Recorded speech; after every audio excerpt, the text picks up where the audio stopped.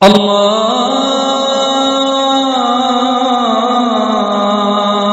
أكبر الله أكبر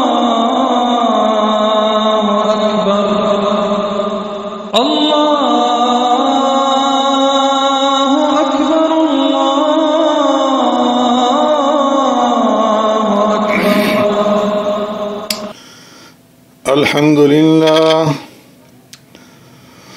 الحمد لله وكفى والصلاة والسلام على سيد الرسل وخاتم الأنبياء. أما بعد فأعوذ بالله من الشيطان الرجيم. بسم الله الرحمن الرحيم. ولله على الناس حج البيت من استطاع إليه سبيلا ومن كفر فإن الله غني عن العالمين. صدق الله مولانا العظيم. معزز سامعین و ناظرین، حج اسلام کے 5 ارکان میں سے ایک اہم ترین اور تکمیلی رکن ہے۔ ہر مسلمان جو صاحب استطاعت ہو اس کے اوپر حج کرنا فرض ہے۔ اللہ تبارک و تعالیٰ نے اس آیت کریمہ میں اس فرضیت کا ذکر فرمایا ہے کہ وَلِلَّهِ عَلَى النَّاسِ حِجُّ الْبَيْتِ مَنِ اسْتَطَاعَ إِلَيْهِ سَبِيلًا، کہ اللہ تبارک و تعالیٰ کی رضا کے واسطے بیت اللہ کا حج کرنا فرض ہے ان لوگوں پر جو بیت اللہ تک جانے کی استطاعت رکھتے ہوں۔ اور آگے فرمایا کہ وَمَنْ كَفَرَ فَإِنَّ اللَّهَ غَنِيٌّ عَنِ الْعَالَمِينَ، جو شخص اللہ تبارک و تعالیٰ کا حکم نہ مانے تو اللہ تبارک و تعالیٰ کا اس میں کوئی نقصان نہیں ہے۔ اللہ تبارک و تعالیٰ تو تمام جہان والوں سے بے نیاز ہے۔ اس آیت کریمہ میں حج کی فرضیت کے ساتھ خلوص نیت اور شرط فرضیت یعنی استطاعت کو بیان فرمایا گیا ہے، اور ساتھ ہی ساتھ اس بات کے اوپر بھی تنبیہ فرمائی گئی ہے کہ جو حج کی فرضیت کا انکار کرے تو وہ کافر ہے، یا باوجود حج پر قدرت رکھنے کی حج نہ کرے اور مر جائے تو وہ فرمایا کہ کفار کے مشابہ ہے۔ چنانچہ سیدنا علی کرم اللہ وجہہ پیارے پیغمبر صلی اللہ علیہ وسلم سے روایت فرماتے ہیں کہ جو شخص ایسی سواری اور زاد راہ کا مالک ہے کہ جو اس کو بیت اللہ تک پہنچا سکتا ہے اور اس نے پھر بھی حج نہیں کیا تو اس کے یہودی یا نصرانی ہو کر مر جانے میں کچھ فرق نہیں۔ اور یہ اس لیے کہ اللہ تبارک و تعالیٰ کا ارشاد ہے وَلِلَّهِ عَلَى النَّاسِ حِجُّ الْبَيْتِ مَنِ اسْتَطَاعَ إِلَيْهِ سَبِيلًا۔ پیارے پیغمبر صلی اللہ علیہ وسلم نے حج کے بے شمار فضائل اور حج نہ کرنے کے اوپر بہت ساری وعیدیں ارشاد فرمائی ہیں۔ آج کل عوام میں حج کی فرضیت کے متعلق طرح طرح کی غلط فہمیاں جو ہیں وہ پھیلی ہوئی ہیں۔ اس بنا پر پہلے حج کی اہمیت اور فضائل کے بارے میں چند روایات جو پیارے پیغمبر صلی اللہ علیہ وسلم نے بیان فرمائی ہیں وہ آپ کے سامنے پیش کروں گا، تاکہ حج کی ادائیگی کے اندر جو تقصیر اور کوتاہی کرنے والے ہیں اور ایک فرض کو حکم میں کوتاہی کے گناہ کے ساتھ ساتھ بے شمار فضائل سے بھی محروم لینے والے ہیں تو وہ یہ جان سکیں اور اس کوتاہی سے اپنے آپ کو بچا سکیں۔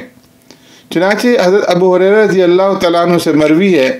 قال رسول اللہ صلی اللہ علیہ وسلم من حج فلم يرفث ولم يفسق رجع كيوم ولدته امه او كما قال علیہ الصلوۃ والسلام۔ فرمایا آقا نامدار سرور کائنات رحمت دو عالم صلی اللہ علیہ وسلم نے کہ جس آدمی نے حج کیا اور اس میں نہ تو کسی شہوانی اور فحش بات کا ارتکاب کیا اور نہ اللہ تبارک و تعالیٰ کی نافرمانی کی، تو فرمایا کہ ایسا انسان گناہوں سے ایسا پاک اور صاف ہو کر کے واپس لوٹے گا جیسا وہ اس دن گناہوں سے پاک اور صاف تھا جس دن اس کی ماں نے اسے جنا تھا۔ اسی طرح ابو ہریرہ رضی اللہ تعالیٰ عنہ سے دوسری روایت میں مروی ہے، قال رسول اللہ صلی اللہ علیہ وسلم العمرۃ الی العمرۃ کفارۃ لما بینہما والحج المبرور لیس له جزاء الا الجنہ۔ اور پیارے پیغمبر صلی اللہ علیہ وسلم نے ایک عمرہ دوسرے عمرے تک درمیان کے گناہوں کا کفارہ ہو جاتا ہے، اور فرمایا حج مبرور یعنی ایسا حج جو گناہوں سے پاک اور مخلصانہ طریقے سے کیا گیا ہو، اور میں اس کا بدلہ تو بس جنت کی صورت کے اندر اللہ تبارک و تعالیٰ عطا فرمائیں گے۔ اسی طرح ابن مسعود رضی اللہ تعالیٰ عنہ سے مروی ہے، قال رسول اللہ صلی اللہ علیہ وسلم تابعوا بین الحج والعمرہ فإنہما ينفیان الفقر والذنوب کما ينفی الکیر حبث الحدید والذهب والفضہ ولیس للحج المبرور ثواب الا الجنہ۔ پیارے پیغمبر صلی اللہ علیہ وسلم نے ارشاد فرمایا، پے در پہ حج کیا کرو اور عمرہ کیا کرو، کیونکہ یہ دونوں یعنی حج اور عمرہ کرنا فقر اور محتاجگی اور گناہوں کو اس طرح سے دور کر دیتے ہیں، اور میں جس طرح سنار کی بٹی لوہے، سونے اور چاندی کا میل و کچیل دور کر دیتی ہے، اور فرمایا حج مبرور کا بدلہ اور اس کا صلہ تو بس جنت ہی ہے۔ اسی طرح ایک روایت میں ابو ہریرہ رضی اللہ تعالیٰ عنہ فرماتے ہیں، عن النبی صلی اللہ علیہ وسلم قال الحاج والعمار وفد اللہ ان دعوہ اجابہم وان استغفروہ غفر لہم۔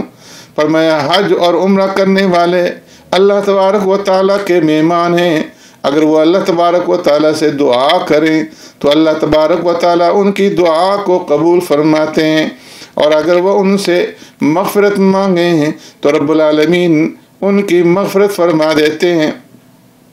ایسے ہی ایک روایت میں ابن عمر رضی اللہ تعالیٰ عنہما سے مروی ہے،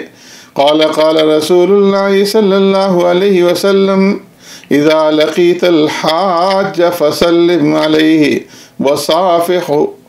ومره أن يستغفر لك قبل أن يدخل بيته فإنه مغفور له أو كما قال عليه الصلاة والسلام۔ فرمایا جب کسی حج کرنے والے سے تمہاری ملاقات ہو تو اس کے اپنے گھر پہنچنے سے پہلے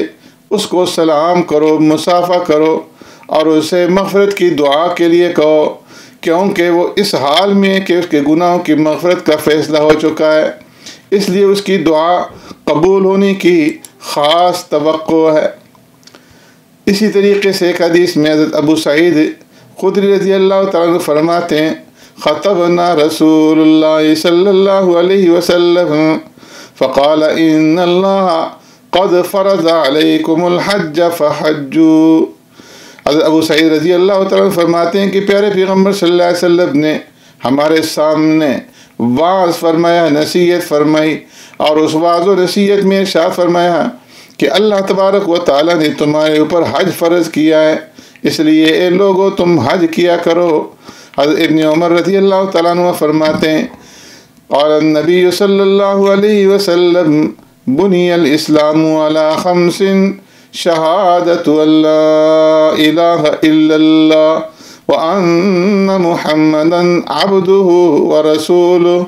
وَإِقَامُ الصَّلَاةِ وَإِيتَاءُ الزَّكَاةِ وَحَجُّ الْبَيْتِ وَصَوْمُ رَمَضَانَ۔